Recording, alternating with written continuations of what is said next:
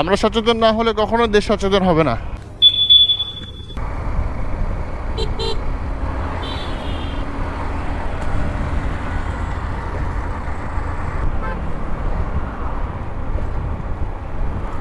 আমাদের কাজগুলো দেখছেন, আমরা যেখানে সেখানে বাসে যাওয়ার সময় বোতল, খাবার জিনিস, পলিথিন যা পারি তাই আমরা নিচে ফেলাই দিই। কোনো আমাদের সেন্সটা কীরকম, আমরা বাঙালি, আমাদের সেন্স হবে কম নেই ভাই। দেশটা তো আমাদের, হ্যাঁ, দেশটা ক্লিন রাখা, যত্ন করা তো আমাদেরই দায়িত্ব নাকি?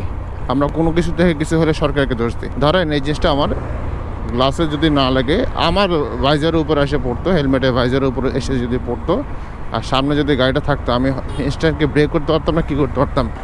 আমি কিছু দেখতাম?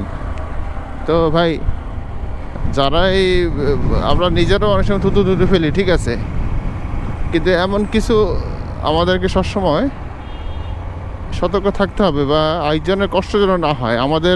আমরা ময়লা ফেলি, কিন্তু কখনো দেখি না যে এই ময়লাটাকে আরেকজনের কষ্ট হবে কি না। হ্যাঁ, যত স্থানে আমরা ফেলি না। আর প্রতিটা বাসেই ন্যূনতম একটা বিন রাখা উচিত। আমাদের বাসগুলোতে, লোকাল বাসগুলো এমনিও তো নোংরা থাকে, কিন্তু তারপর কোনো ইনস্ট্রাকশন থাকে না। একবার যাত্রীদেরকে বলে না যে আপনারা জানালা দিয়ে ময়লা বাইরে ফেলবেন না। আমাদের যে ডোমেস্টিক বাস যেগুলো আছে, ধরেন ঢাকা, চিটাগাং যেগুলো আছে বাস আন্তজেলা, সেগুলোতে একটা নেট থাকে, সিটের সাথে নেট থাকে, ওখানে মোটামুটি ময়লাটা রাখা যায়। এই লোকাল বাসগুলোতে কিছুই থাকে না।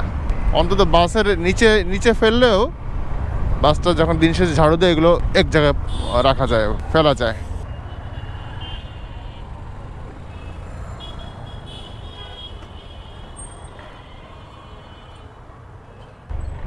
আমরা সচেতন না হলে কখনো দেশ সচেতন হবে না। আমাদের মধ্যে সামাজিক মূল্যবোধ, সামাজিক ঐক্য, ভ্রাতৃত্ব, এগুলো যদি যতদিন না আসবে, আমরা ততদিন কখনো উন্নত হতে পারবো না।